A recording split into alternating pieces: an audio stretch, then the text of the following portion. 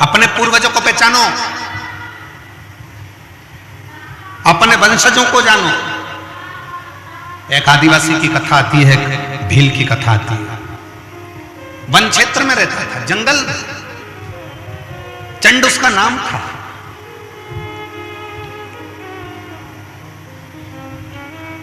पत्नी पति दोनों निवास कर रहे थे, दोनों।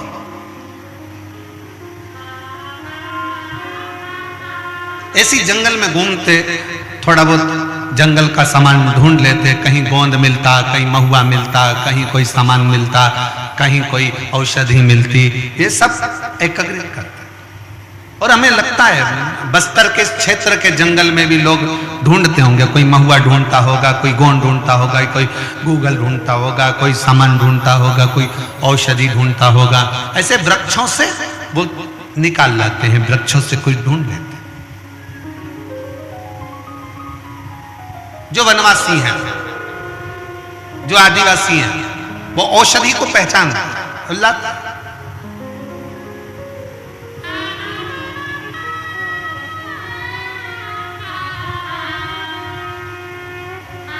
उस भील, उस आदिवासी का नाम था चंड। उस भील आदिवासी का नाम था चंड। और उसकी पत्नी, दोनों अपनी मस्ती में रहते थे। उन्होंने अपनी जिंदगी में कभी भी ना शंकर जी को देखा, ना कभी भगवान को देखा, ना कभी स्मरण किया। परंतु एक बार उन्होंने क्या देखा कि एक गोल सा शिवलिंग पिंड जंगल में पड़ा हुआ है।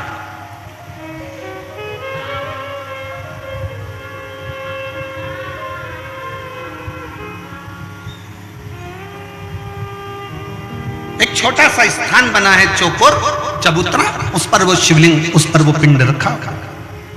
जंगल में, घने जंगल में, कोई ना जाए ऐसे जंगल में वो रखा।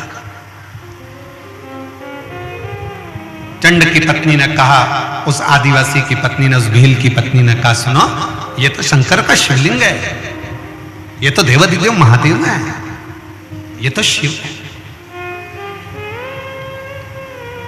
पर स्वामी, पत्नी ने अपने पति से कहा, पर स्वामी एक बात बताऊं, इस जंगल में कौन शंकर जी को जल चढ़ाने आएगा, कौन शंकर जी को चिता भस्म चढ़ाने आएगा, कौन शंकर जी को फूल चढ़ाने आएगा, कौन शंकर जी को दुर्वा चढ़ाने आएगा, कौन बेलपत्र चढ़ाने आएगा, कौन अक्षत चढ़ाने आएगा। एक काम करते हैं, अपन इस शंकर भगवान के शिवलिंग को उठाकर ले चलते हैं।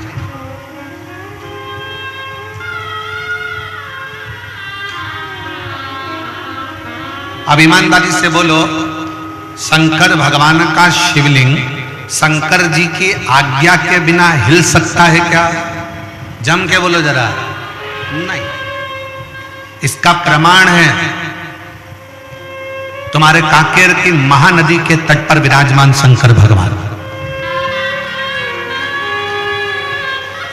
कांकेर के राजा शंकर भगवान के शिवलिंग को महानदी के तट पे से उठाकर ला रहे थे। उनकी गाड़ी टूट गई, पर शंकर भगवान का शिवलिंग नहीं हिला, वहां स्थापित हो गया, वो हिला नहीं।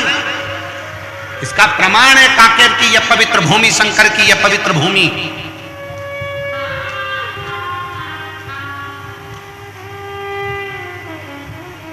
और बस्तर के रहवासियों, दंडकारण्य वन के रहवासियों, जितने मेरे वन क्षेत्र के रहवासी हैं, चाहे वो आदिवासी हो, भील हो, साधारण मनुष्य हो, सिंपल आनंद में रहने वाली सहजता के बीच में, शहर गांव में, जंगल में रहने वाले जितने भी मेरे शिव भक्त हैं, उनसे कहना चाहूंगा, आपके कांकेर के क्षेत्र में घूम कर देखो, आपके पूरे क्षेत्र में घूम कर देखिए, दुनिया के पहाड़ और पर्वत को देखना और आपके कांकेर क्षेत्र के पहाड़ पर्वत को देखना। यहाँ के पहाड़ पर्वत के जितने भी शिलाखंड दिखेंगे, आपको वो शंकर के शिवलिंग की तरह दिखेंगे। शिव का प्रतिबिंब है।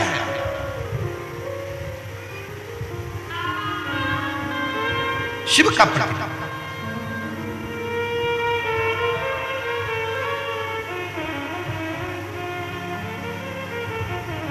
शंकर भगवान का शिवलिंग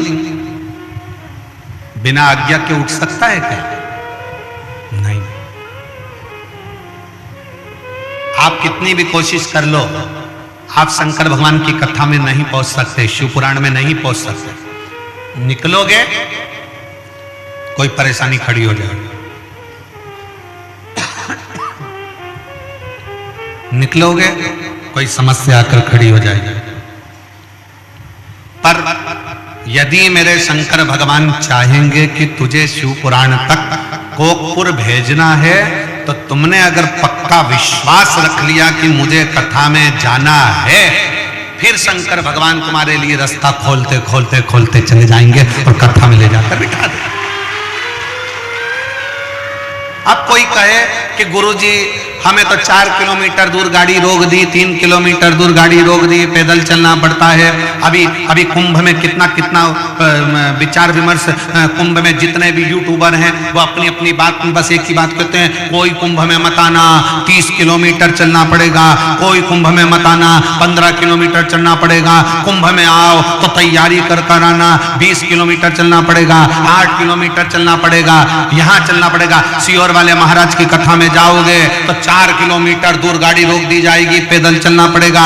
सीहोर वाले की कथा में जाओगे तो 7 किलोमीटर दूर गाड़ी रोक दी जाएगी, कथा में जाना है तो इतना पैदल चलना पड़ेगा। अब उनको कौन समझाए? हमारे सनातन धर्म में तो पहले से ही लिखा है, गोवर्धन नाथ जी की परिक्रमा 21 किलोमीटर की, केदारनाथ जी चढ़ो तो 14 किलोमीटर के, वैष्णो देवी चढ़ो तो 12 किलोमीटर की, हमारे यहाँ अमरनाथ चढ़ो तो 24 किलोमीटर का। अर्थात शंकर को पाने के लिए पैदल तो चलना ही पड़ता है, तब शिव मिलता। आप प्रयागराज की भूमि पर जा रहे हो, आप त्रिवेणी के संगम पर जा रहे हो, आप गंगा यमुना सरस्वती को पाने के लिए जा रहे हो, तो ये तैयारी कर कर चलना कि हमारे सनातन धर्म में कैलाश की परिक्रमा करना है तो 52 किलोमीटर चलना पड़ेगा, केदारनाथ जी का दर्शन करना है तो 14 किलोमीटर चलना पड़ेगा, वैष्णो देवी का दर्शन करना है तो 12 किलोमीटर चलना पड़ेगा, गोवर्धन नाथ जी की परिक्रमा करना है तो 21 किलोमीटर चलना पड़ेगा, कांकेश्वरी माता का दर्शन करना है तो पहाड़ी पर 3 किलोमीटर चलना पड़ेगा। उसी तरह अगर शिव पुराण की कथा सुनना है और कुंभ में, प्रयाग में, त्रिवेणी का, गंगा यमुना सरस्वती का स्नान करना है तो पैदल चलना पड़ेगा, क्योंकि हमारे सनातन धर्म में जितने कदम चलकर हम कथा तक पहुंचते हैं, जितने कदम चलकर हम त्रिवेणी तक पहुंचते हैं, जितने कदम चलकर हम तीर्थ तक पहुंचते हैं, उतने उतने अश्वमेध अपनी जिंदगी में कर लेते हैं और हमारा पाप हम काट देते हैं। सीधे गाड़ी में बैठे और कथा पंडाल के पीछे पहुंचे और अप टू डेट बन के कथा सुनी और गाड़ी में बैठकर वापिस चल दिए, जरा सा पुण्य नहीं मिलने वाला। थोड़ा संघर्ष करो इस शरीर से। जैन साहब, हमारी एक पुरानी कथा बनी, ये भी परिवार, जैन परिवार कथा करा रहा है, वो जायसवाल परिवार ने कथा कराई थी बनी में, महाराष्ट्र में। हमने उस कथा में एक बात कही थी। बनी के जजमान जायसवाल जी ने हमसे पूछा, गुरुजी शिव पुराण का सबसे बड़ा फल कैसे मिलता है? तो हमने कहा 7 दिन की कथा में से एक दिन ऐसा निकालना कि दिन भर कथा सुनो, रात्रि को पंडाल का विश्राम करो, दूसरे दिन फिर कथा सुनो, एक रात्रि पंडाल के अंदर भगवान शंकर की भक्ति, यहाँ जो शिव भक्त आए उनका ढोलक मंजीरा बजता है, उनके भजन बजते हैं, श्री शिवाय नमस्तुभ्यम होता है, स्मरण होता है, उनका कीर्तन होता है। कभी मौका लगे तो रात्रि विश्राम पंडाल का करिए और भगवान की अविरल भक्ति को प्राप्त कर कर फिर अपने घर को जाइए, तब मालूम पड़ेगा कि शिव भक्ति किसको कहते हैं। गाड़ी में आए, गाड़ी से उतरे, सीधे पंडाल में पहुंच गए, पंडाल से कथा सुनी, गाड़ी में बैठे, अपने घर पहुंच गए और विचार करा कि मुझे ढेर सारा पुण्य मिल जाए, मेरा भी पत्र पहुंच जाए। तो पत्र पहुंचने के लिए थोड़ा सा गाड़ी को दूर खड़ी करो, पैदल चलकर जाओ, शंकर का नाम लेते हुए श्री शिवाय नमस्तुभ्यम बोलते बोलते भगवान के उस नजदीक में जाओगे, तब मालूम पड़ेगा कि उससे मिलने की ललकता किसको कहते हैं, उससे प्रेम आसक्ति किसको कहते हैं। वो कहते हैं ना, तुझसे मिलने के लिए तेरी कसम एक मुलाकात जरूरी है। फिर उससे मिलन कैसे?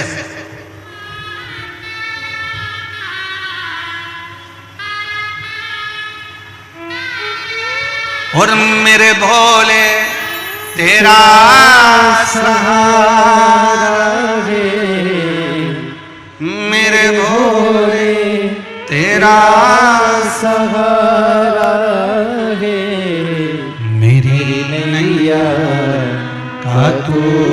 किनारा है, मेरी नैया का तू किनारा है। मेरे बाबा तुझे पुकारा है, मेरे बाबा तुझे पुकारा है, मेरी नैया का तू किनारा है, मेरी नैया का तू किनारा है। जाओ थोड़ा पैदल चलकर बोलते बोलते श्री शिवाय नमस्तुभ्यं श्री शिवाय नमस्तुभ्यं श्री शिवाय नमस्तुभ्यं श्री शिवाय नमस्तुभ्यं। जाओ भगवान का नाम लेते लेते स्मरण करते करते बोलते बोलते भगवत नाम जपते जपते भगवत नाम स्मरण करते करते भगवान का नाम जपते जपते।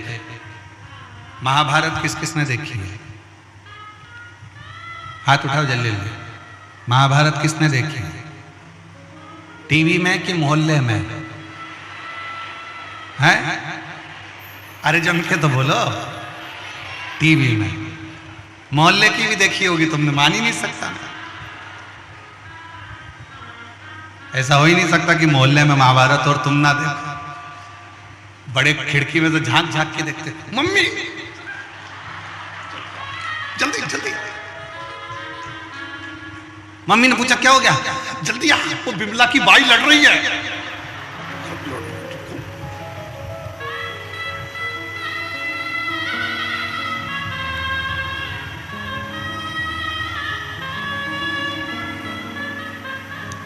मोहल्ले की महाभारत से मतलब नहीं है, हमारी टीवी की महाभारत से मतलब। आपने अगर महाभारत देखी होगी तो महाभारत में एक प्रसंग आता है, पांडवों ने यज्ञ करा, उस यज्ञ में घंटा लगाया। यज्ञ का विधान था कि घंटा यज्ञ की पूर्णाहुति में अपने आप बजता था।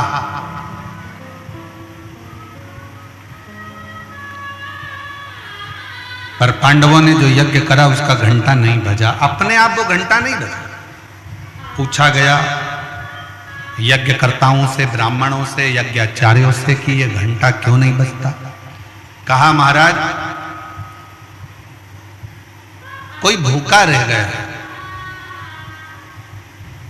तुमने भंडारा रखा और कोई ने खाना नहीं खाया, कोई भूखा है।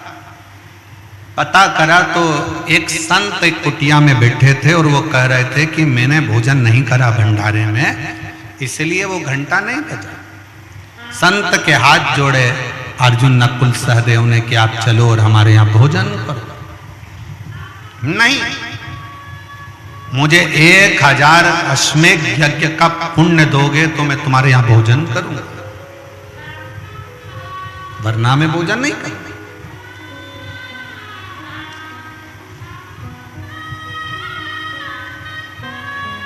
1000 अश्वमेध यज्ञ? हाँ। अर्जुन ने कहा बाबा जी हमने हमारी जिंदगी का पहला यज्ञ करा है, आप चाहो तो इसका यज्ञ भाग ले लो। नहीं, 1000 अश्वमेध यज्ञ का पुण्य चाहिए। द्रौपदी के बाद बात गई।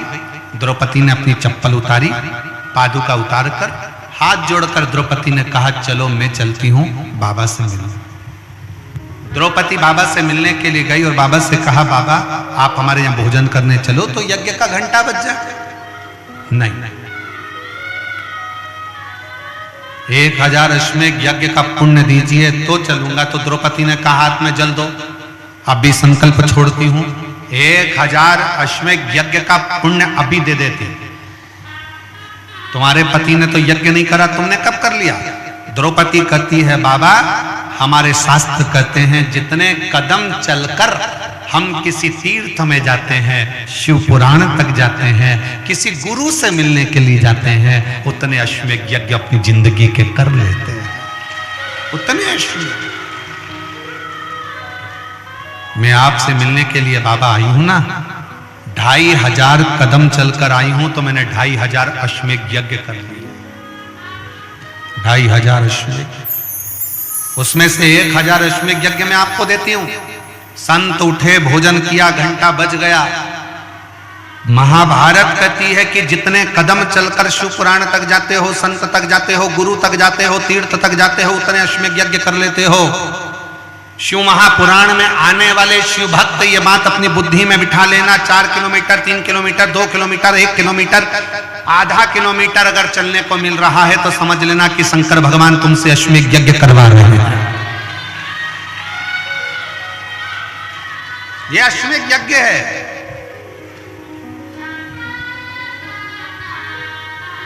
प्रयागराज में जाने वाले ये सोच कर जाना कि अगर तुमको 5 किलोमीटर, 10 किलोमीटर, 15 किलोमीटर पैदल चलने को मिल रहा है तो समझ लो अश्वमेध यज्ञ कर रहे हैं। कितना भी कोई डराए, इतना चलना पड़ेगा, सावधान, इतना चलना पड़ेगा, संभल के आना, इतना चलना पड़ेगा, संभल कर, कितना डराया जाए। और ये कथा जो कोकपुर में चल रही है, यह कथा तो 7 तारीख को विराम हो जाएगी। 9 तारीख को 2 घंटे का फरीदाबाद में प्रवचन रहेगा, शिव चर्चा। फिर 10 तारीख से 16 फरवरी तक वही प्रयागराज में त्रिवेणी के संगम पर पीपा पुल नंबर 1 सेक्टर नंबर 21 सतुआ बाबा शिविर में शिव महापुराण की कथा कुंभ के प्रयागराज की उस भूमि से 1 बजे से 4 बजे तक वहां चालू हो जाए। और इंतजार है प्रयागवासियों को, प्रयाग में रहने वाले रहवासियों को, कि शिव तत्व को हमें समझने का मौका मिले। और पूरा विश्व उसका इतिहास रचेगा, क्योंकि 144 वर्ष के बाद ऐसा महाकुंभ आया है। और उस महाकुंभ में जब शिव महापुराण की कथा आप और हम सुनेंगे तो साक्षी कहलाएंगे कि 144 साल के बाद जब अगला कुंभ आएगा तब अपन रहें ना रहें, अपने वंशज रहेंगे, पर अपन तो उस समय पर रहेंगे। उसका इतिहास, उसका प्रमाण रहे।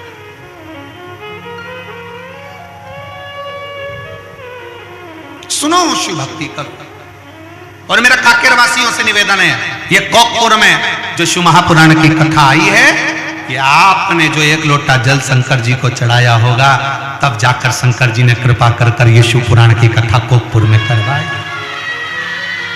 और काकेर के रहवासियों, कोकपुर के वासियों, आसपास में रहने वाले शिव भक्त पुण्य कमाओ।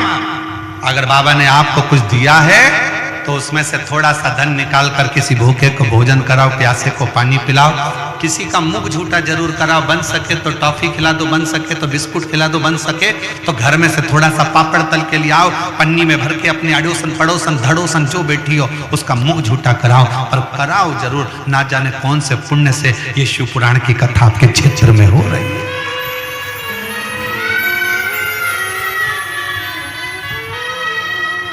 ना जाने कौन से पुण्य से फल मिलता जरूर है। भगवान की अविरल भक्ति, भगवान का शिव तत्व की भक्ति का फल मिले। एक पत्र है, पत्र में उसने बहन ने लिखा,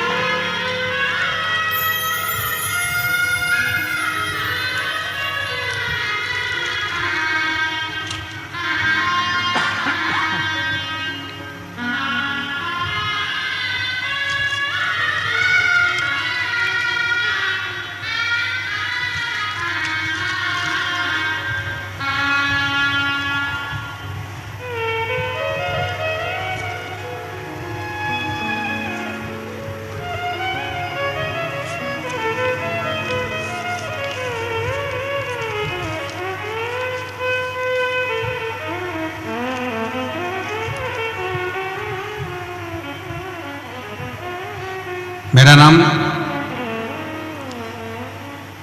भामिनी वर्मा है और मैं भिलाई छत्तीसगढ़ की रहने वाली हूं। मेरा मोबाइल नंबर ये है, कहीं बैठी हो हाथ हिला सकती हैं। मेरा नाम भामिनी वर्मा है और मैं भिलाई छत्तीसगढ़ की रहवासी हूं। मेरा मोबाइल नंबर ये है। आप कहते हो ना गुरुदेव 4 मंजिला छत में जल चढ़ाने के लिए यंत्र की जरूरत पड़ती है और भगवान तक पहुंचने के लिए श्री शिवाय नमस्तुभ्यम मंत्र की जरूरत पड़ती है। गुरुदेव, मैं क्या वर्णन करूं? मैं शिव को नहीं जानती थी, कभी शंकर के मंदिर नहीं जाते थे, कभी शिव की आराधना नहीं करते थे, पर किसी के कहने पर मैंने शिव महापुराण की कथा सुनना प्रारंभ करी। आपका एक नारा सारी समस्या का हल, एक लोटा जल मेरे मन में बैठ गया। मैंने भी भोलेनाथ जी से प्रार्थना करी, बाबा मेरा बेटा और बेटी दोनों कंपटीशन एग्जाम की तैयारी कर रहे हैं। बाबा अगर तूने उन दोनों को सरकारी नौकरी दे दी तो मैं जान जाऊंगी कि तुम शिव हो और तुम्हारे बाबा तुम्हारे मंदिर की सेवा करती रहूंगी। मैंने मंदिर जाना चालू करा, बेटा बेटी को भी मंदिर भेजना प्रारंभ करा, बेटा बेटी से जल चढ़वाना प्रारंभ करा और बेटा बेटी से कहा कि सियोर वाला महाराज कहता है 4 गुना पढ़ाई करो, 4 गुना अध्ययन करो, 4 गुना मेहनत करो और आखिरी में शंकर भगवान पर एक बेलपत्र लगाकर शहद लगाकर जाना, बाबा सुनेगा। आज मैं बाबा को धन्यवाद देने के लिए आई हूं। मेरे दोनों बच्चों ने सरकारी नौकरी के लिए एग्जाम दिया था और दोनों की मेहनत रंग लग गई, दोनों सरकारी नौकरी में लग गए। मेरा लड़का रेलवे में लोको पायलट है भिलाई चरोदा में और मेरी लड़की स्वास्थ्य विभाग में नर्सिंग ऑफिसर के पद पर कांकेर में नियुक्त हो गई। मैं बाबा को धन्यवाद देने के लिए आई, कांकेर में नियुक्त हो गई।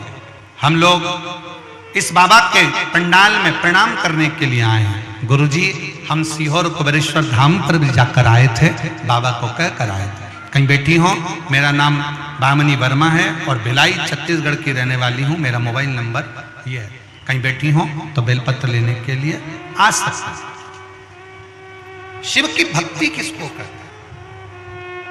शिव का भरोसा किसको कहते हैं? शिव तत्व किसको कहते हैं? शंकर का गुणगान किसको कहते हैं? शिव की उपासना किसको कहते हैं? आप जब देवाधिदेव महादेव से अपने हृदय की बात करते हो, भगवान शंकर से अपने दिल की बात करते हो तो शिव उसको स्वीकार जरूर करता है।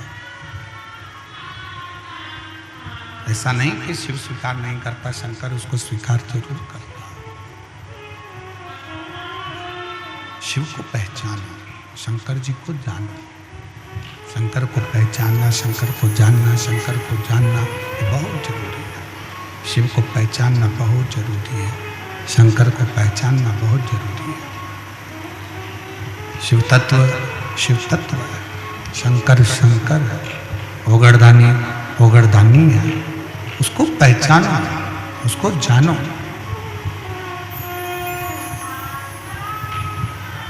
एक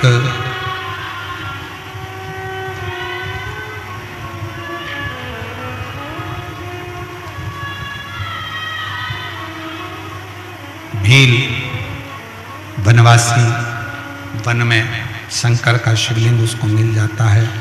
शंकर का शिवलिंग उठाकर वो अपने रिटर्न बढ़ाओ, प्रेशर दीजिए। शंकर का शिवलिंग लेकर वो अपने घर पहुंच जाता है, अपने घर।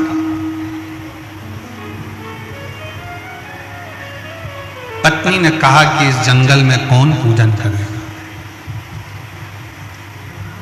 इस जंगल में कौन सेवा करेगा? शंकर के शिवलिंग को उठाना सरल विषय नहीं, सरल विषय नहीं है। और एक बात आज आप लोगों के बीच में कहना चाहेंगे, कोई प्राचीन शिव मंदिर है, कोई प्राचीन शिवलिंग है, उसको बार बार उठाना नहीं चाहिए, बार बार उसको उठाकर फिर वापस प्राण प्रतिष्ठा नहीं करना चाहिए, बार बार उसका स्थान नहीं हटाना चाहिए। मंदिर की रंगत बदल दो, दरवाजे बदल दो, द्वार बदल दो, छत बदल दो, शिखर बदल दो, पर मंदिर में जो शिवलिंग प्राचीन है, पुराना है, उसको वहीं की वहीं रहने दो।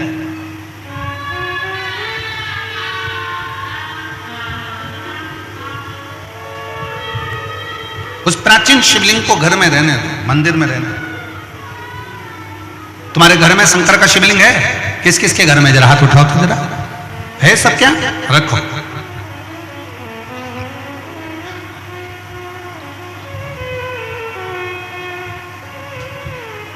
चाहे पुराना हो चाहे नया हो, कितना भी पुराना हो,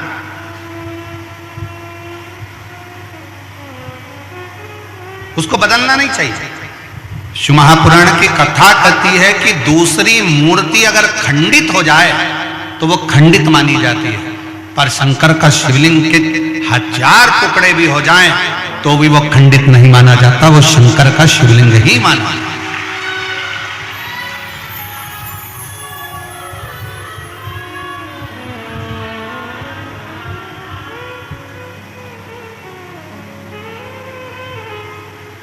वो शिवलिंग शिवलिंग है।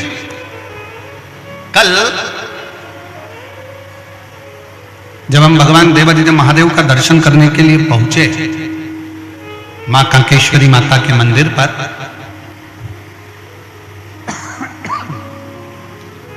वहां एक छोटा सा चबूतरा, जैन साहब, उस छोटे से चबूतरे पर आप भी दर्शन करे होंगे, छोटा सा शिवलिंग रखा था जिसका हम स्पर्श कर रहे थे और उस पर हम हाथ का स्पर्श कर कर बाबा से प्रार्थना कर रहे। बड़ा सुंदर।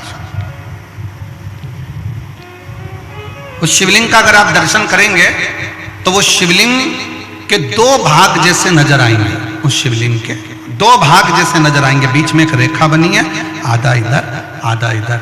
जब उसका स्पर्श किया उस शिवलिंग का, उसका जब दर्शन किया तो ऐसा लगा कि उस शिवलिंग के रूप में मेरे शंकर और पार्वती दोनों मिलकर विराजमान, दोनों विराज।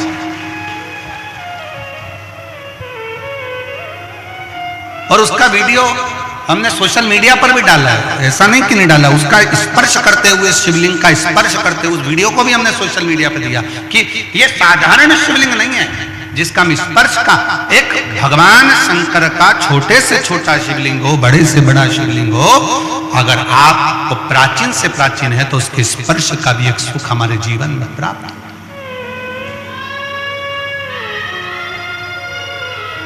स्पर्श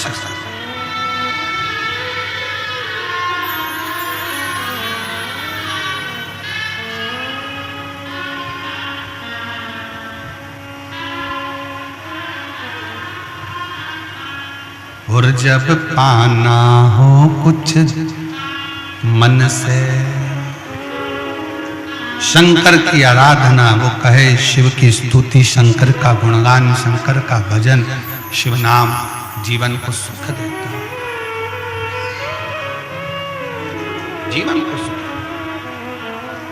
शिव तत्व कह रहा है, वन में रहने वाला वो वनवासी, वन में रहने वाले वो आदिवासी, वन में रहने वाला वो भील, अपनी पत्नी के कहने से शंकर के उस शिवलिंग को उठाकर ले चले इसको। पत्नी ने कहा पति से, इसको ले चल, ले चल। पर शिव जाएंगे क्या? पत्नी ने पति से कहा कि ये शिव जाएंगे क्या? अब वो तो शंकर को जानते तक नहीं थे, पर पति ने उसी समय पर तुरंत दौड़कर अपने घर गया, एक लोटा जल एक पात्र में भरकर लेकर आया। पात्र उसके पास में तांबे का नहीं था, पात्र उसके पास में चांदी का नहीं था, पात्र उसके पास में पीतल का नहीं था, पात्र उसके पास में कांसे का नहीं था। एक लकड़ी के पात्र में वो जल भरकर लाया। एक वृक्ष के अंदर का लकड़ी निकली हुई थी, गिलास जैसा उसका भाग था, उसमें उसने जल भर लिया और वो जल लाकर देवादिदेव महादेव को समर्पित कर दिया। शिव महापुराण की कथा कहती है, शंकर का संवाद कहता है, अपने घर से जब एक लोटा जल लेकर शंकर को चढ़ा देते हैं, फिर शंकर से जो प्रार्थना करते हैं शंकर वो स्वीकार कर कर हमारी झोली भर देते हैं, हमारी झोली भर देते हैं।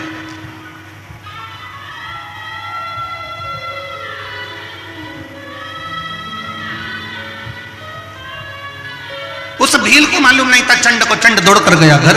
लोटा भरकर जल लाया, पात्र में, लकड़ी के पात्र में जल लाकर शंकर को चढ़ाकर कहता, बाबा आपको मेरे घर चलना पड़ेगा, यहाँ कोई भी तुम्हारी पूजन करने वाला नहीं है, यहाँ तुम्हारी कौन पूजन करेगा, कोई जल चढ़ाने वाला नहीं है, कोई बेलपत्र चढ़ाने वाला नहीं है, कोई तुम्हारी आराधना करने वाला नहीं है, बाबा तुम्हें मेरे घर चलना ही पड़ेगा। शंकर भगवान से प्रार्थना करी, शंकर भगवान के शिवलिंग को उठा लिया उस चंडभील ने, उस आदिवासी ने, और लेकर चल दिया। और क्या कहता जा रहा है, तुम हमारे घर में हमारे बूढ़ा देव बनकर, तुम हमारे घर में हमारे बाबा बनकर, तुम हमारे घर में हमारे बुजुर्ग बनकर, तुम हमारे घर में हमारे पिता बनकर, तुम हमारे घर में हमारे आराध्य बनकर निवास करना। और शंकर को ले जाकर घर के अंदर बिठा दिया। अब जरा विचार करिएगा, शंकर का शिवलिंग हिलता नहीं, पर एक लोटा जल में वो सामर्थ्यता है कि शंकर भी डोल जाते हैं और साथ शुभ के चले जा रहे।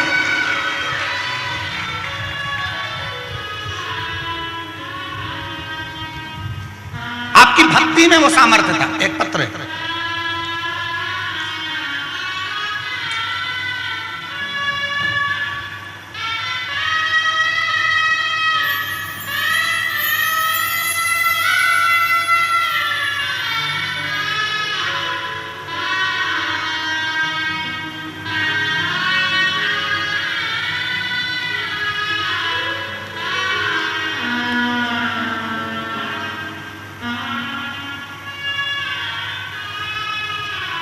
गुरुजी मेरा नाम विद्याबाई साहू है, मेरे पति का नाम छन्नू राम साहू है, हमारे गांव का नाम बाडरा, जिला कोंडा गांव है। कहीं बैठी हो तो हाथ हिला सकती हैं। मेरा नाम विद्याबाई साहू है, मेरे पति का नाम छन्नू राम साहू है, हमारे गांव का नाम बाडरा, जिला कोंडा गांव है। गुरुजी एक लोटे जल का क्या महत्व है मैं नहीं जानती थी। हमारे गांव में तो मंदिर भी नहीं था। हम लोग एक ही दिन सोमवार को ही मंदिर कोंडा गांव जाते थे, जो कि 15 से 16 किलोमीटर दूर था। वहीं की पुजारन में चर्चा हुई और मेरी तबीयत कुछ ठीक नहीं रहती थी। तब उसने कहा, शिव महापुराण की कथा आती है आस्था टीवी पे, पंडित प्रदीप मिश्रा जी की कथा होती है। मैंने रोज सुनना प्रारंभ किया। बालोद में, धमतरी, कुरुद, तीनों जगह कथा सुनी। गुरुजी मेरे पति की दोनों किडनियां खराब हो चुकी थी। किडनियों ने काम करना बंद कर दिया, खाना पीना बंद हो गया। कुछ भी खाते थे तो पीने का पानी भी पीते थे तो शरीर में सूजन आ जाती थी। इलाज चलता रहा पर कोई आराम नहीं मिला। तब शिव के मंदिर जाना चालू करा, शंकर को एक लोटा जल चढ़ाना प्रारंभ करा। उसी बहन से सीहोर का रुद्राक्ष लेकर तांबे के कलश में गलाकर शिव को चढ़ाना प्रारंभ करा।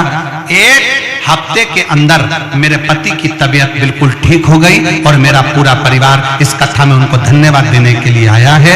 उनकी किडनियों ने काम करना चालू कर दिया। अगर कहीं बैठी हो, अगर कहीं बैठी हो तो एक बेलपत्र लेने के लिए आ सकती है। मेरा नाम विद्याबाई साहू है, मेरे पति का नाम छन्नू राम साहू है, मेरा गांव का नाम बाडरा, जिला कोंडा गांव है। मैं वहां की रहने वाली। इसी का पत्र एक और है।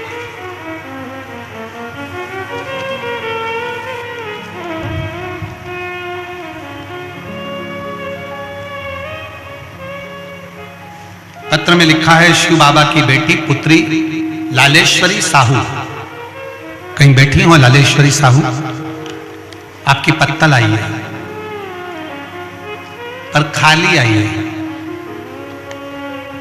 कहीं बैठी हो लालेश्वरी साहू तो हाथ हिला सकती हैं। लालेश्वरी साहू कहीं बैठी हो तो हाथ हिला सकती हैं। आप ही हैं, आ जाओ, एक बेलपत्र ले जाना, आ जाइए। मेरा नाम श्रीमती लालेश्वरी साहू, पति का नाम अशोक साहू है। मैं खमरिया, जिला धमतरी की निवासी हूँ। एक लोटे जल का क्या वर्णन करूं गुरुदेव। मेरे बाबा ने मेरे आंखों की रोशनी वापिस दे दी। आंखों से पानी बहता था और धीरे धीरे आंखों की रोशनी भी जाने लगी थी। गुरुदेव, आपने जो उपाय बताया था, मैंने शिवरात्रि वाला उपाय किया। शिवरात्रि के दिन रात को 12 बजे शंकर